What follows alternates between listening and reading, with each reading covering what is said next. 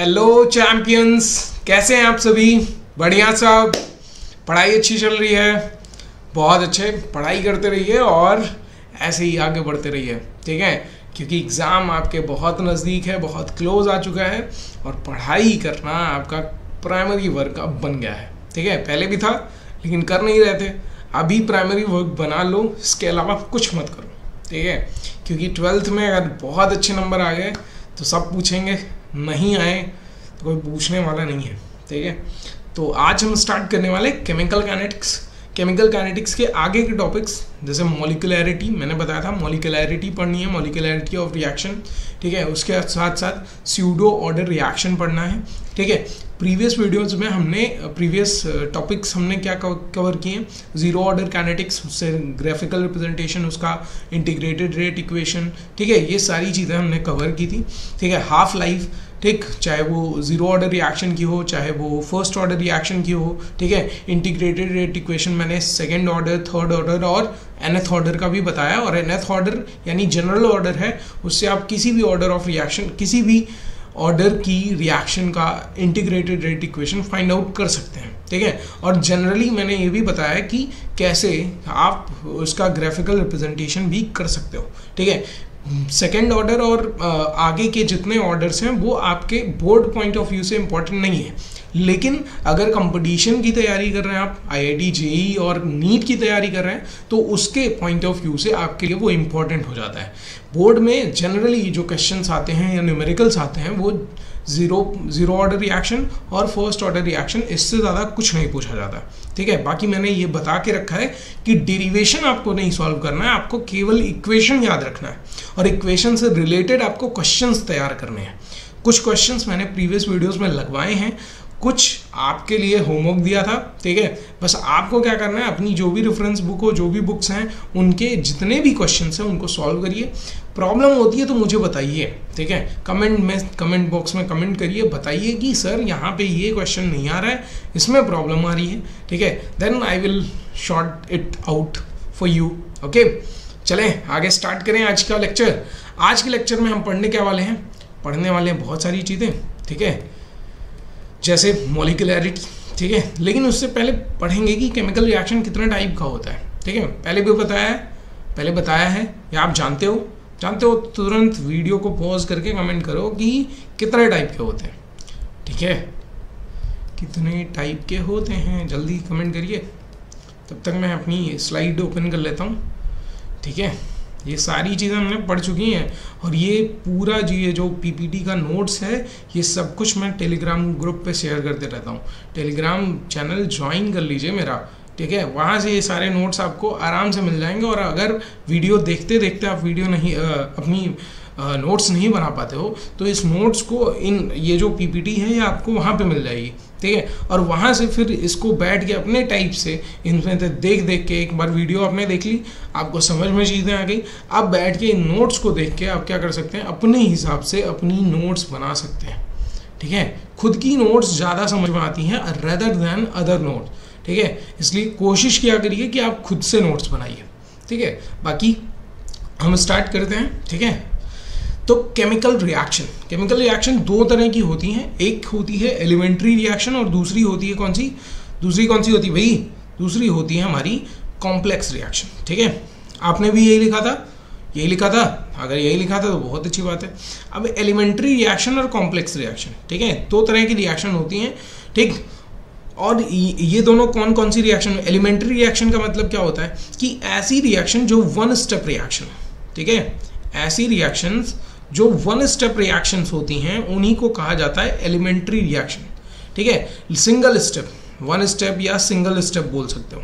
तो single step reactions को हम कहते हैं एलिमेंट्री रिएक्शन, जो सिंगल स्टेप में कंप्लीट हो जाए, ठीक है? लेकिन बहुत सारी आप रिएक्शंस देखते हो जो सिंगल स्टेप में कंप्लीट नहीं होती हैं, ठीक है? उनके लिए मल्टी स्टेप रिएक्शंस होती हैं, ठीक है? उनके लिए मल्टीपल स्टेप्स करने पड़ते हैं, ठीक? तो उनको कहा जाता है मल्टी स्टेप रिएक्शन, या फिर उन्हीं को कहा जाता है कॉम्प्लेक्स रिएक्शन, ठीक है? यानी जो मल्टी स्टेप रिएक्शन होगी वो क्या कहलाएगी? एक से ज़्यादा स्टेप में अगर हो रही है तो उसको मल्टी स्टेप रिएक्शन कहा जाएगा, या फिर उसी का नाम पड़ जाता है कॉम्प्लेक्स रिएक्शन, ठीक है? क्या नाम पड़ जाता है? कॉम्प्लेक्स रिएक्शन याद है, कुछ बताया था मैंने बताया था जब मैं law of mass action define कर रहा था आपको, गुलबर्ग और वॉगे जी का, ठीक है, लॉ ऑफ मास एक्शन। तो मैंने बताया था लॉ ऑफ मास एक्शन में उन्होंने क्या किया था, सिंपली हमसे कह दिया था कि रेट को डिफाइन हम ऐसे करेंगे कि rate is directly proportional to concentration of, अगर कोई एक रिएक्शन है और उसमें A प्लस बी रिएक्शन करके प्रोडक्ट बना रहे हैं, ठीक है, क्या बना रहे हैं, प्रोडक्ट बना रहे हैं, तो उन्होंने डायरेक्टली कह दिया, और यहाँ 2A और 3B अगर लिखा हुआ है, ठीक, तो उन्होंने डायरेक्टली कहा कि रेट इसमें, इस कंडीशन में, इस रिएक्शन के लिए क्या हो जाएगा भाई, रेट, ठीक है। मैं ये थोड़ा सा मिटा देता हूँ, रिएक्शन फिर से लिख देते हैं, बता रहे हैं लॉ ऑफ मास एक्शन क्या कहता है, ठीक है। उन्होंने कहा था कि अगर किसी रिएक्शन, मान लीजिए लेट कर लिया कि एक रिएक्शन है 2A प्लस 3B जो अभी लिखा था, ठीक है, और ये मिलके प्रोडक्ट बना रहे हैं, क्या बना रहे हैं, प्रोडक्ट बना रहे हैं। तो उन्होंने डायरेक्टली कह दिया कि अगर ऐसा है, इस तरह की रिएक्शन आपके पास है, तो इसका रेट जो होगा वो डायरेक्टली प्रोपोर्शनल होगा concentration of A to the power जो उसका स्टोइचियोमेट्रिक कोफिशिएंट है, और B टू द पावर उसका स्टोइचियोमेट्रिक कोफिशिएंट, ठीक है, इसके इक्वल होगा, इसके डायरेक्टली प्रोपोर्शनल होगा अगर कोई भी रिएक्शन आपने लिखी है तो, ठीक है, ठीक। लेकिन ये चीज़ सभी रिएक्शन के लिए क्या होती है, एप्लीकेबल नहीं होती है, ये सभी रिएक्शंस पे अप्लाई नहीं होती है, ठीक है। कौन सी रिएक्शंस पे अप्लाई होती है, मैंने उस टाइम भी बताया था, केवल ये एलिमेंट्री रिएक्शन पे अप्लाई होगा, ठीक है, वो भी एक्सपेरिमेंटली देखा जाता है कि ये एलिमेंट्री रिएक्शन पे एक्सपेरिमेंटली कंफर्म किया गया है कि ये एलिमेंट्री रिएक्शंस पे केवल अप्लाई होता है, बाकी कॉम्प्लेक्स रिएक्शंस पे ये अप्लाई नहीं होता है, ठीक है। तो क्या अप्लाई होता है, मैंने बताया था कि कॉम्प्लेक्स रिएक्शंस में, ठीक है, ये जो कोफिशिएंट्स हैं इनको हम पावर में नहीं रख सकते, ठीक है। जो कोफिशिएंट आएगा वो x और y आएगा, और वो x और y कैलकुलेट कैसे किया जाता है, केवल और केवल उसका एक ही मेथड है, और वो है एक्सपेरिमेंटल मेथड, ठीक है, जिसको हम ऑर्डर ऑफ रिएक्शन कहते हैं। समझ में आया? तो ये लॉ ऑफ मास एक्शन जो दिया गया था ये केवल एलिमेंट्री रिएक्शन यानी वो सिंगल स्टेप रिएक्शंस के लिए था, उन्हीं पे ये क्या किया जाता था, लागू होता था। लेकिन फिर भी हमेशा मैं कहता हूं कि जो भी ये ऑर्डर ऑफ रिएक्शन आती है, ठीक है, ये कहाँ से फाइंड आउट की जाती है, कैसे फाइंड आउट करते हैं, एक्सपेरिमेंटली फाइंड आउट करते हैं, ठीक है। ये नहीं होता कि हम law of mass action totally reject कर दिया गया था, बस बाद में एक्सपेरिमेंट्स जब किए गए और इसका प्रूफ निकालने की कोशिश की गई तो ये देखा गया कि सिंगल स्टेप वाले जो हैं वो फॉलो कर रहे हैं, वो ओबे कर रहे हैं, और उनमें यही सेम चीज़ आ रही है, जितना कोफिशिएंट है उतना ही पावर में आ रहा है, ठीक है। समझ में आ रही बात। लेकिन निकालना कैसे, आपको निकालना है इस चीज़ को, एक ही तरीका, वो है एक्सपेरिमेंटल मेथड। समझ में आया? तो दो तरह की रिएक्शंस होती हैं, एक elementary reaction, complex reaction. Elementary क्या होगी, जो सिंगल स्टेप रिएक्शन होगी, और कॉम्प्लेक्स क्या होगी, मल्टी स्टेप रिएक्शंस को कॉम्प्लेक्स रिएक्शन कहते हैं। समझ में क्लियर हुई? आगे बढ़े, ठीक है। तो अब इसी पे डिफाइन किया जाता है मॉलिक्यूलरिटी। अब मॉलिक्यूलरिटी क्या होता है, तो सिंपली समझिए कि मान लो दो चीज़ें रिएक्शन कर रही हैं, ठीक है। मान लीजिए दो चीज़ें यहाँ पे हैं और ये दोनों रिएक्शन कर रही हैं, ठीक है, दो चीज़ें। तो इन दोनों का जब रिएक्शन हो रहा है तो दो चीज़ें, दो का इन्वॉल्वमेंट से रिएक्शन करके प्रोडक्ट बन रहा है, ठीक है। इन्हीं दो के इन्वॉल्वमेंट से हो रहा है ना। तो कितने मॉलिक्यूल, या इनको मान लीजिए मॉलिक्यूल्स हैं, तो कितने मॉलिक्यूल इन्वॉल्व होके या पार्ट लेके, ठीक है, प्रोडक्ट का फॉर्मेशन कर रहे हैं, ठीक है, उन्हीं को नंबर्स में काउंट करना मॉलिक्यूलरिटी कहलाती है, ठीक है। ठीक, यानी कितने मॉलिक्यूल्स हैं भाई, एक मॉलिक्यूल ये था, एक मॉलिक्यूल ये था, दोनों रिएक्शन की पार्टिसिपेट किए हैं, ठीक है, रिएक्शन की, और रिएक्शन करने के बाद एक प्रोडक्ट बना रहे हैं, तो मॉलिक्यूलरिटी कितनी हो गई, दो का आपस में रिएक्शन हुआ है ना, इसलिए मॉलिक्यूलरिटी कितनी हो जाएगी, 2 हो जाएगी। अगर यहाँ 3 मॉलिक्यूल्स एक साथ क्या किए होते, रिएक्शन करके प्रोडक्ट बनाए होते, तो मॉलिक्यूलरिटी क्या हो जाती, 3 हो जाती, ठीक है। मेरी बात समझ गए, कनेक्ट कर पा रहे हैं मुझसे, समझ गए ना, ठीक है। कि अब जितने मॉलिक्यूल्स पार्टिसिपेट कर रहे हैं किसमें, केमिकल रिएक्शन में, केमिकल रिएक्शन को कराने में, वो सभी, ठीक है, वो क्या कहलाएंगे, उन्हीं को नंबर्स में काउंट करना ही क्या कहलाएगा, मॉलिक्यूलरिटी कहलाएगी, ठीक है। वही मॉलिक्यूलरिटी कहलाएगी, कितने उसमें इन्वॉल्वमेंट हो रहा है, ठीक है। जैसे मान लो अभी मैंने लिखा था, ठीक है, अभी मैंने लिखा था एक रिएक्शन ऐसे सिंपली लिख देते हैं कि मान लीजिए हमारे पास एक रिएक्शन है और A प्लस बी, ठीक है, और ये रिएक्शन करके फॉर्मेशन कर रहा है प्रोडक्ट का। तो मैंने कहा ठीक है, और यहाँ पे 2A ले लिया, तो इसके 2 मॉलिक्यूल्स और इसके 1 मॉलिक्यूल रिएक्शन करके प्रोडक्ट बना रहे हैं, तो मॉलिक्यूलरिटी कितनी हो जाएगी? मॉलिक्यूलरिटी हो जाएगी 3। ठीक है, कितनी हो जाएगी? 3 हो जाएगी। समझ में आ रहा है ना? ठीक है, यही मॉलिक्यूलरिटी है। लेकिन इसी के बाद अभी आगे पढ़ोगे ना, जब मैं अभी एक टॉपिक आपको डिफाइन करने वाला हूं आगे जाके, जिसका नाम है कोलिजन थियरी। ठीक है, क्या नाम है? Collision theory.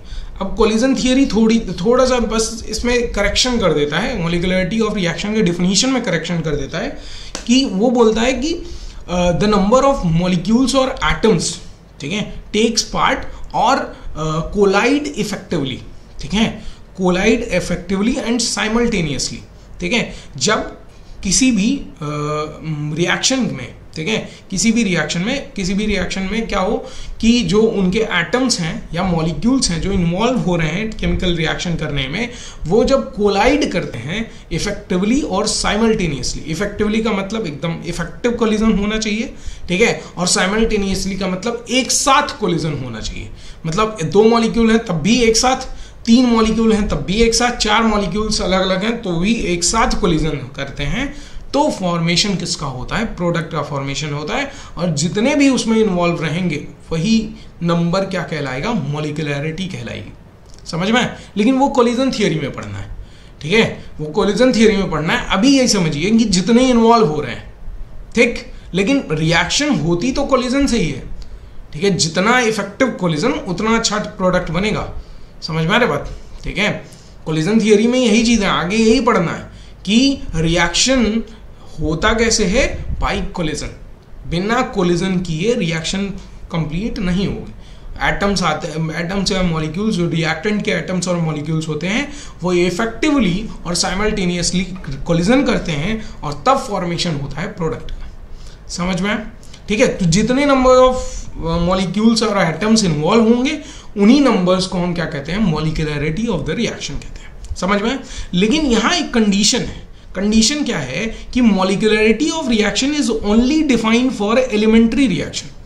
केवल और केवल मॉलिक्यूलरिटी किसके लिए डिफाइन होगी? एलिमेंट्री रिएक्शंस के लिए डिफाइन होगी, कॉम्प्लेक्स रिएक्शंस के लिए डिफाइन नहीं होती।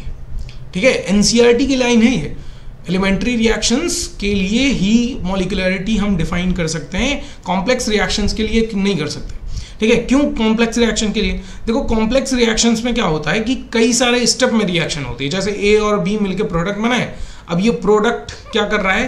प्रोडक्ट रिएक्शन कर रहा है सी से, ठीक है, और सी से मिलके क्या बना रहा है? प्रोडक्ट 2 बना रहा है। ठीक, प्रोडक्ट 2 बनाए। अब ये प्रोडक्ट 2 किसी डी से रिएक्शन करके फाइनल प्रोडक्ट बनाएगा। प्रोडक्ट 2 किसी डी से रिएक्शन करके क्या बना रहा है? फाइनल प्रोडक्ट बना रहा है। ठीक है, तो इस केस में हम मॉलिक्यूलरिटी डिफाइन नहीं कर सकते। ये कॉम्प्लेक्स रिएक्शन है, मल्टी स्टेप रिएक्शन है। ठीक है, ये है कि इनके सिंगल जो स्टेप्स हैं इनके लिए मॉलिक्यूलरिटी हम डिफाइन कर सकते हैं, लेकिन ओवरऑल रिएक्शन के लिए मॉलिक्यूलरिटी डिफाइन नहीं की जा सकती। समझ में? सिंगल स्टेप में यानी पहले स्टेप के लिए हम मॉलिक्यूलरिटी डिफाइन कर सकते हैं, सेकंड स्टेप के लिए, थर्ड स्टेप के लिए मॉलिक्यूलरिटी डिफाइन हो सकती है, लेकिन कभी भी whole reaction whole complex reaction के लिए मॉलिक्यूलरिटी डिफाइन नहीं की जाती है। एनसीईआरटी की लाइन है। समझ में? ठीक है, लेकिन हमेशा यानी कि हमेशा एलिमेंट्री रिएक्शंस के लिए हम किसकी बात करेंगे? मॉलिक्यूलरिटी की बात करेंगे। एलिमेंट्री रिएक्शन मतलब सिंगल स्टेप रिएक्शन, जहां पे रिएक्शन सिंगल स्टेप में परफॉर्म हो रही है। समझ में? क्लियर हुई बात? समझ में आई ना? ठीक है, तो मॉलिक्यूलरिटी क्या होती है? कितने नंबर ऑफ मॉलिक्यूल्स या एटम्स इन्वॉल्व हो रहे हैं रिएक्शन में, और कैसे रिएक्शन में? देखो यहाँ डेफिनेशन भी लिखा है, एलिमेंट्री केमिकल रिएक्शन में। एलिमेंट्री यानी सिंगल स्टेप केमिकल रिएक्शन में कितने नंबर ऑफ मॉलिक्यूल्स इन्वॉल्व हो रहे हैं, उसी को कहा, नंबर ऑफ मॉलिक्यूल्स या एटम्स इन्वॉल्व हो रहे हैं उन्हीं को कहा जाता है मॉलिक्यूलरिटी ऑफ रिएक्शन। समझ में? ठीक है, अब जितने भी रिएक्शंस होते हैं यानी सिंगल स्टेप रिएक्शन यानी एलिमेंट्री रिएक्शन, उन सभी में एक चीज देखी गई कि उनमें मॉलिक्यूलरिटी और ऑर्डर ऑफ रिएक्शन सेम होता है। ठीक है, कैसे? चलिए डिफाइन कर लेते हैं। ठीक है, डिफाइन करते हैं मॉलिक्यूलर। अभी क्या बताया? ऑर्डर ऑफ रिएक्शन क्या होता है? वही, ठीक है, पावर जो आ रहे थे उनको ऐड ऑन कर दो, ठीक है, यानी रेट कैसे चेंज होता है उनको ऐड ऑन कर दो, ठीक है। वो ऑर्डर ऑफ रिएक्शन और मॉलिक्यूलरिटी ये देखा जाता है कि सेम आता है फॉर एलिमेंट्री रिएक्शन, ठीक है। जैसे यही है कि डिकम्पोजिशन ऑफ PCl5, ये रिएक्शन है एलिमेंट्री रिएक्शन। कैसी है? एलिमेंट्री रिएक्शन है, ठीक है। कैसी reaction? Elementary, single step reaction है, ठीक है। और यहाँ पे एलिमेंट्री रिएक्शन है तो यहाँ पे कितने मॉलिक्यूल डिकम्पोज हो रहे हैं, पार्टिसिपेट कितने मॉलिक्यूल कर रहे हैं? एक। यानी इसके लिए अगर मुझे मॉलिक्यूलरिटी लिखनी है, ठीक है, तो मॉलिक्यूलरिटी में क्या लिखूंगा? मॉलिक्यूलरिटी लिखूंगा 1, ठीक है। लेकिन इसी के लिए मुझे ऑर्डर ऑफ रिएक्शन लिखना है, तो ऑर्डर ऑफ रिएक्शन कैसे निकालते हैं? ऑर्डर ऑफ रिएक्शन निकालेंगे रेट लॉ से, तो rate is equal to K concentration of PCl5, ठीक है, और टू दी पावर कितना आ जाएगा? 1 आ जाएगा, ठीक है। क्यों 1 आएगा? क्योंकि ये एक्सपेरिमेंटली निकाला गया है, ठीक है। ये कैसे निकाला गया है? ये एक्सपेरिमेंटली, ये ऑर्डर एक्सपेरिमेंटली आएगा। कैसे आएगा भी? देखा क्या गया है? एक्सपेरिमेंटली देखा गया है कि इस तरह से रेट लॉ जब PCl5 के लिए हम लिखते हैं तो पावर में कितना आता है? 1 आता है, और 1 आ रहा है तो मतलब क्या होगा? ऑर्डर ऑफ रिएक्शन क्या होगी? ऑर्डर ऑफ रिएक्शन भी 1 आएगी। ऑर्डर ऑफ रिएक्शन भी कितनी आएगी? 1 आएगी, ठीक है। और अगर मैं यही चीज यहां से डिफाइन करूं लॉ ऑफ मास एक्शन से, तो लॉ ऑफ मास एक्शन ये क्या कहता था? ठीक है, मैंने बताया था law of mass action law of mass action applicable केवल किसके लिए है?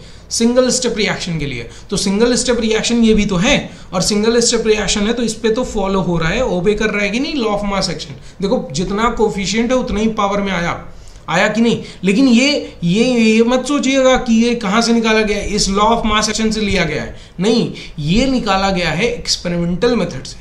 ऑर्डर ऑफ रिएक्शन हम हमेशा कैसे बताते हैं? एक्सपेरिमेंटली बताते हैं। ये सब NCERT में आपको मिलेगा, ठीक है, आपको बुक्स में आपको मिलेगा, ठीक है। यानी इस रिएक्शन के लिए जो ऑर्डर ऑफ रिएक्शन होगी वो भी 1 होगी, और मॉलिक्यूलरिटी भी क्या होगा? 1 होगा, ठीक है। तो ऑर्डर ऑफ रिएक्शन यहाँ पे 1 है, और ये ऑर्डर ऑफ रिएक्शन कैसे निकालते हैं? एक्सपेरिमेंट से। कैसे निकालते हैं भाई? एक्सपेरिमेंट से निकालते हैं, समझ में आया?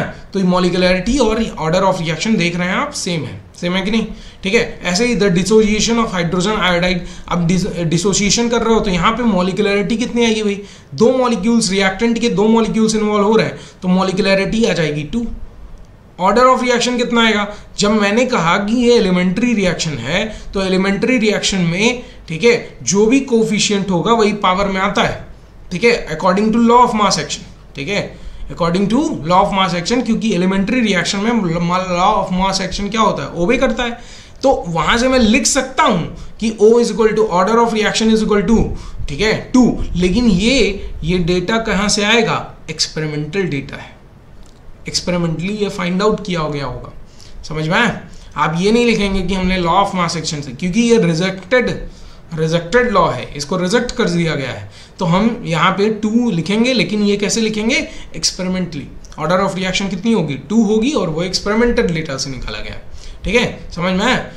उसके बाद the reaction between monoxide and oxygen. तो यहाँ पे मोनोऑक्साइड का रिएक्शन किया जा रहा है, 2 मॉलिक्यूल्स ऑफ मोनोऑक्साइड, ठीक है, कार्बन मोनोऑक्साइड का रिएक्शन एक मॉलिक्यूल ऑफ ऑक्सीजन से किया जा रहा है, और मॉलिक्यूलरिटी कितनी आ जाएगी? 3, क्योंकि 2 मॉलिक्यूल इसके और 1 मॉलिक्यूल इसके, दोनों मिलके दोनों पूरे मिला के कितने मॉलिक्यूल्स हुए? 3 मॉलिक्यूल हुए। अब 3 मॉलिक्यूल होने का मतलब क्या है? जैसे कोलिजन थियरी अभी बताई गई है, ठीक है, तो कोलिजन थियरी में मैंने क्या बताया? कोलिजन थियरी में यही तो बताया कि भाई जो मॉलिक्यूल्स हैं जो इन्वॉल्व हो रहे हैं वो सभी मॉलिक्यूल्स क्या करते हैं?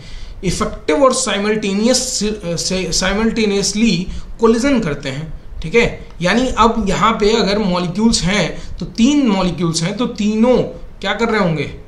साइमल्टेनियसली, यानी एक साथ और इफेक्टिव कोलिजन कर रहे होंगे, तब प्रोडक्ट का फॉर्मेशन हो रहा होगा। क्या हो रहा होगा? तब प्रोडक्ट का फॉर्मेशन हो रहा होगा, समझ में आ रही बात? और यहाँ पे मॉलिक्यूलरिटी कितनी है? 3। ऑर्डर ऑफ रिएक्शन कितना होगा? तो ऑर्डर ऑफ रिएक्शन भी हो जाएगा 3। ऑर्डर ऑफ रिएक्शन भी क्या हो जाएगा? 3 हो जाएगा, ठीक है, समझ में? समझ में आए? ऑर्डर ऑफ रिएक्शन कितना होगा? 3 होगा। तो ये अलग अलग टाइप के क्या है, क्या फर्स्ट ऑर्डर रिएक्शन है जिनमें मॉलिक्यूलरिटी क्या आ रही है, फर्स्ट ऑर्डर नहीं सॉरी, ये फर्स्ट ऑर्डर रिएक्शन होगी, ये सेकंड ऑर्डर रिएक्शन है, ये थर्ड ऑर्डर रिएक्शन है, ठीक है। लेकिन ये तीनों कैसी रिएक्शंस है? एलिमेंट्री रिएक्शन यानी सिंगल स्टेप रिएक्शन है जिसमें मॉलिक्यूलरिटी किसके इक्वल है? ऑर्डर ऑफ रिएक्शन के इक्वल है, ठीक है। लेकिन कॉम्प्लेक्स रिएक्शन के लिए मॉलिक्यूलरिटी डिफाइन ही नहीं होती, वहां पे ऑर्डर ऑफ रिएक्शन ही केवल आता है, ठीक है। समझ में आया? कोई दिक्कत प्रॉब्लम किसी को नहीं है? तो ये कुछ एग्जांपल्स हैं जिनको आप जनरली, ठीक है, कभी भी मॉलिक्यूलरिटी अगर डिफाइन करनी है तो उनको डिफाइन करने के लिए ये सारी चीज़ें आप ये एग्जांपल्स का यूज़ कर सकते हैं, ठीक है। और उसमें भी ये जो है ये रिएक्शन यूनिमोलिकुलर, इसको एक ऐसे नाम भी दिया जाता है, यूनिमोलिकुलर रिएक्शन, ठीक है, जहाँ पे एक ही मॉलिक्यूल रिएक्शन में इन्वॉल्व हो रहा है, एज अ रिएक्टेंट इन्वॉल्व हो रहा है, तो वो यूनिमोलिकुलर रिएक्शन कहलाएगा। ये कैसा कहलाएगा? ये कहलाएगा बाईमोलिकुलर रिएक्शन, ठीक है। कैसा है? बाईमोलिकुलर। ये ट्राई नहीं कहा जाता, टर्मोलिकुलर। क्या कहा जाता है? टर्मोलिकुलर रिएक्शन, ठीक है। ये टर्मोलिकुलर रिएक्शन होगा, ट्राई नहीं होगा, ठीक है। तो टर्मोलिकुलर रिएक्शन इस तरह, क्योंकि यहाँ पे 3 मॉलिक्यूल्स इन्वॉल्व हो रहे हैं। समझ में आया? ऑर्डर ऑफ रिएक्शन समझ में आया? कोई दिक्कत किसी को परेशानी नहीं है? आगे बढ़े, ठीक है। अब आते हैं ऑर्डर ऑफ रिएक्शन और मॉलिक्यूलरिटी में डिफरेंस क्या होता है। तो भाई ऑर्डर ऑफ रिएक्शन जो है ये किसके लिए है? दोनों के लिए है, कॉम्प्लेक्स रिएक्शंस के लिए भी, एलिमेंट्री रिएक्शन के लिए भी, ठीक है। Elementary as well as complex, ठीक है। समझ में? और ऑर्डर ऑफ रिएक्शन किसके लिए है? Only for elementary reaction.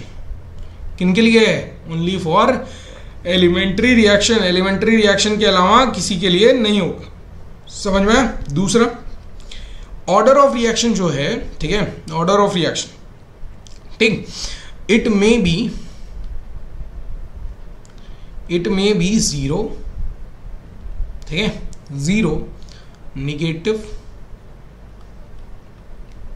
ठीक है, पॉजिटिव तो होगा ही, ठीक है, उसके साथ साथ फ्रैक्शन, ये कुछ भी हो सकते हैं, फ्रैक्शन भी हो सकता है, लेकिन कभी भी, ठीक है, मॉलिक्यूलरिटी जो होगी वो fraction, molecularity of reaction can never be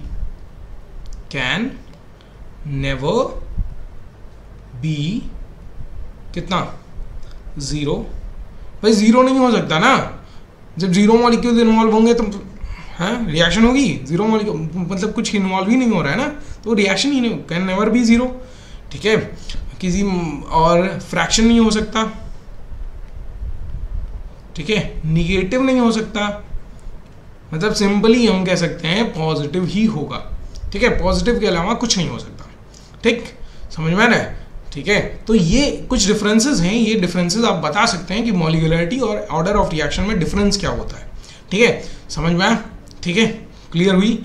ये चीज़ें हैं और इनको डिफाइन करके आप ऑर्डर ऑफ रिएक्शन और मॉलिक्यूलरिटी डिफाइन कर सकते हैं। समझ में आया? कोई दिक्कत परेशानी नहीं है? आगे बढ़े, ठीक है। देखिए उसके आगे अब एक नई समस्या आती है। भाई केमिस्ट्री है तो वो जानते हैं ना, chemistry is all about exception है, chemistry is all about exception.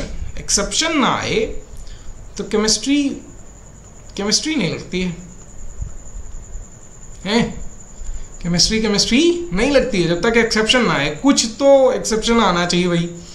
तो एक्सेप्शन में आता है ये एक रिएक्शन जिसका नाम है स्यूडो फर्स्ट ऑर्डर रिएक्शन, ठीक है।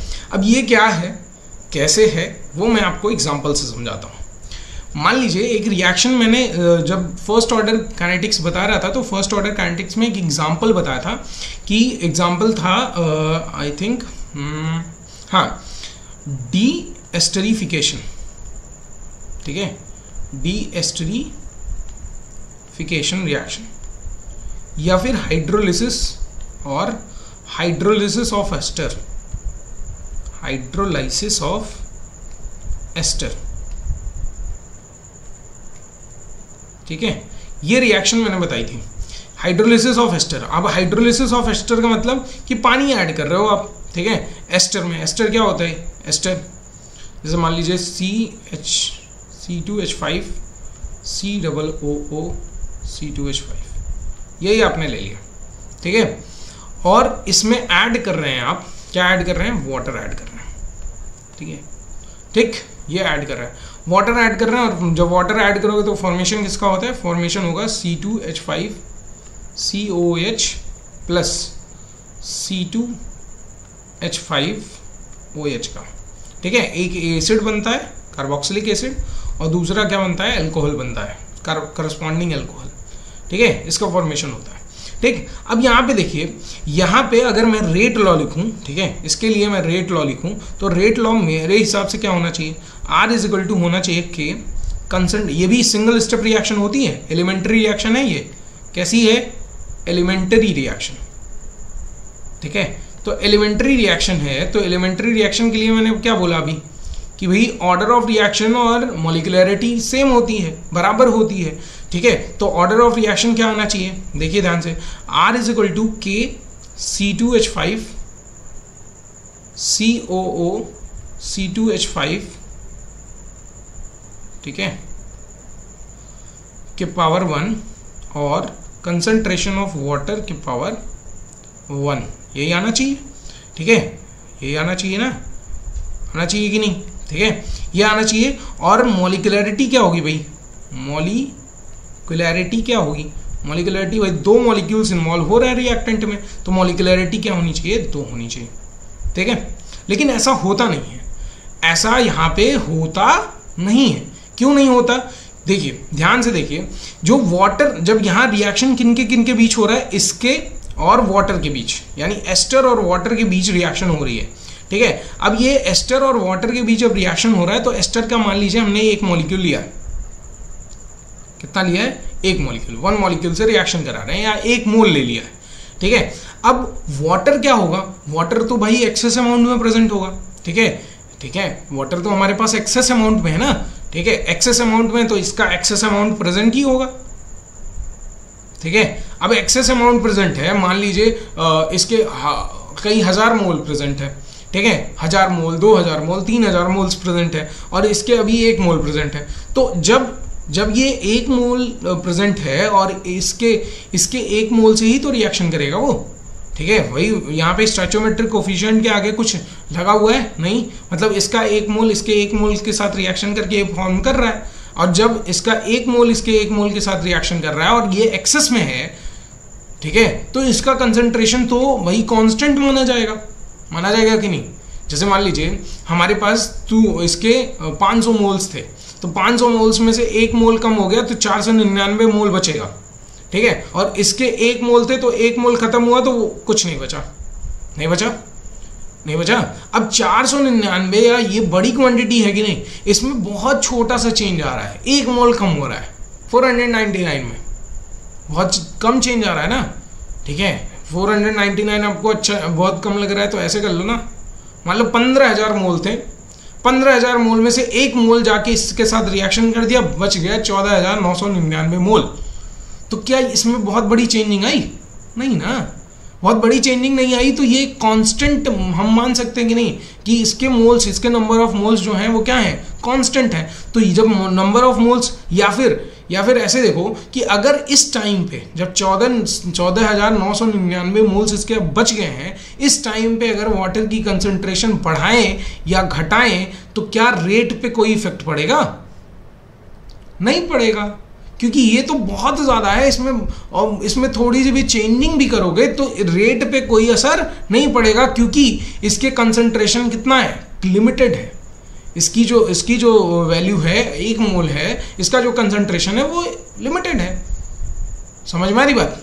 तो इस पे इफेक्ट ही नहीं पड़ेगा। मतलब कुल मिला के यहाँ पे इस केस में वाटर एक्सेस होने की वजह से, ठीक है, एक्सेस होने की वजह से, कौन एक्सेस? वाटर एक्सेस होने की वजह से इसका जो कंसंट्रेशन ऑफ वाटर जो है, क्या है? कंसंट्रेशन ऑफ वाटर वो क्या हो जाता है? वो concentration of water is constant. कैसा हो जाता है? कांस्टेंट हो जाता है. समझ में आ रही बात? एक्सेस में होने की वजह से. और जब कांस्टेंट हो जाएगा तो यहां पे ये रेट इक्वेशन क्या बनेगा? रेट इज इक्वल टू बन जाएगा के, ध्यान से देखिए, रेट इज इक्वल टू बन जाएगा के कंसंट्रेशन ऑफ, भाई कंसंट्रेशन कांस्टेंट हो गया तो ये तो खत्म हो गया ना, तो concentration of C2H5 COO C2H5, ये तो आएगा, यही आएगा, ठीक है. और इसके पावर कितना? 1. यानी कि यहां पे अब इसी के केवल पावर 1 है ना, ठीक है. यानी कि यहां पे देख रहे हैं हम कि ये जो पावर में है यही ऑर्डर ऑफ रिएक्शन को रिप्रेजेंट करता है. तो ऑर्डर ऑफ रिएक्शन कितना आया? ऑर्डर ऑफ रिएक्शन आ रहा है 1. कितना आ रहा है? 1 आ रहा है, ठीक है. ये एक्चुअल में यहाँ पे 2 मॉलिक्यूल्स इन्वॉल्व हो रहे हैं. और ये रिएक्शन भी कैसी है? सिंगल स्टेप रिएक्शन है. और हमने स्टार्टिंग में ही बताया था कि अगर सिंगल स्टेप रिएक्शन है तो उसके लिए ऑर्डर ऑफ रिएक्शन और मॉलिक्यूलरिटी दोनों सेम होगी, ठीक है. लेकिन एक्सेप्शन क्या मिल गया हमको? एक्सेप्शन एक मिल गया जहां पे ऑर्डर ऑफ रिएक्शन और मॉलिक्यूलरिटी सेम नहीं है. और वो कौन सी रिएक्शन होगी? Pseudo first order kinetics, pseudo first order reaction या स्यूडो रिएक्शन इनको कहते हैं. स्यूडो का मतलब होता है फॉल्स, यानी दिखने में वो दिख रहा है कि इसके 2 मॉलिक्यूल्स हैं तो ऑर्डर ऑफ रिएक्शन भी 2 आएगा.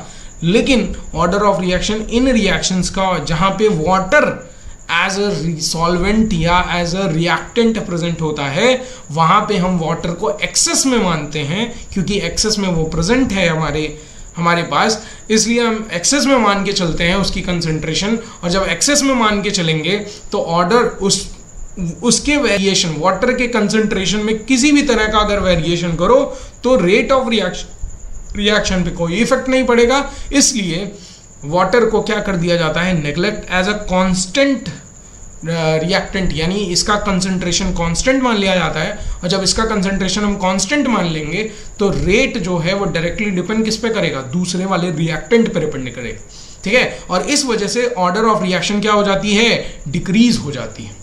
ऑर्डर ऑफ रिएक्शन क्या हो जाएगी? डिक्रीज. और इसी केस को हम कहते हैं स्यूडो ऑर्डर रिएक्शन. क्या कहा जाता है? Pseudo order reaction. I think आप लोगों ने समझ लिया होगा. समझ लिया? कोई दिक्कत, किसी को परेशानी नहीं है? नहीं है ना भाई?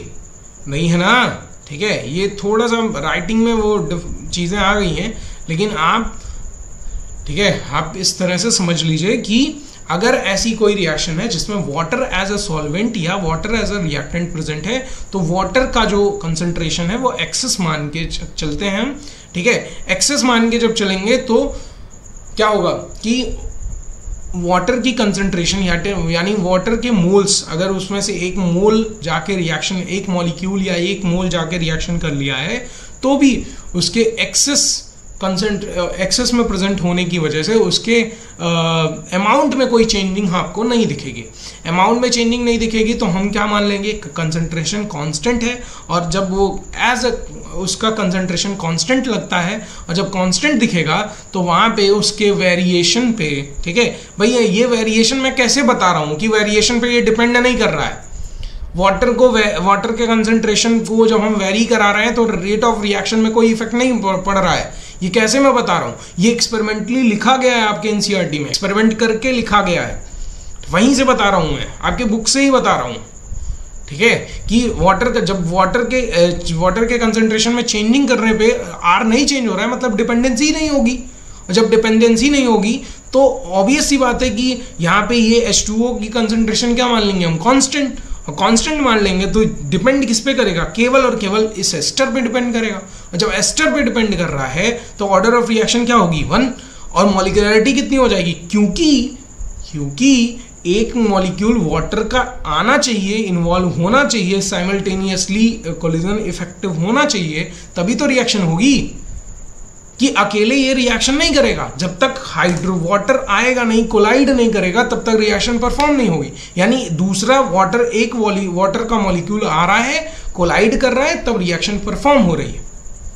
समझ में आ रहा है? लेकिन कंसंट्रेट किसके, रेट ऑफ रिएक्शन किसके कंसंट्रेशन पे डिपेंड कर रहा है, केवल और केवल एस्टर के। इसलिए यहाँ पे मॉलिक्यूलरिटी और ऑर्डर ऑफ रिएक्शन सेम नहीं आते, इसी वजह से इसको फॉल्स और फर्स्ट ऑर्डर रिएक्शन कहा जाता है। ठीक है, यानी ये फर्स्ट ऑर्डर रिएक्शन नहीं था, ये तो सेकेंड ऑर्डर रिएक्शन में होना चाहिए था, क्योंकि मॉलिक्यूलरिटी और ऑर्डर ऑफ रिएक्शन सेम होते हैं एलिमेंट्री रिएक्शन के। लेकिन यहाँ पे ऑर्डर ऑफ रिएक्शन क्या आ रहा है, डिफरेंट आ रहा है, इसीलिए इसको फॉल्स यानी स्यूडो और फर्स्ट ऑर्डर रिएक्शन कहा जाता है। समझ में आया? क्लियर हुई बातें? कोई दिक्कत किसी को, परेशानी है नहीं है? ओके, तो यहाँ तक की चीज़ें थी आज की वीडियो में। फिर मिलते हैं हम नेक्स्ट वीडियो में, और नेक्स्ट वीडियो में हम पढ़ेंगे अर्हीनियस इक्वेशन, उसके डेरिवेशंस, और उसके बाद फिर कोलिजन थियरी, और कोलिजन थियरी एक्टिवेशन एनर्जी और सारी चीज़ें हम पढ़ने वाले हैं। फिर कोलिजन थियरी, और देखेंगे कैसे हम आगे जाके इक्वेशंस, जो अर्हीनियस इक्वेशन आएगा उसको कैसे मॉडिफाई करेंगे। ठीक है, और सारी चीज़ें पढ़ने के बाद इस चैप्टर को कहेंगे अलविदा, और फिर नए चैप्टर से अपना शुभारंभ करेंगे। ठीक है, तब तक के लिए बने रहिए हमारे साथ एलिमेंटिफाइड केमिस्ट्री के साथ। फिर मिलते हैं नेक्स्ट वीडियो में। Thank you.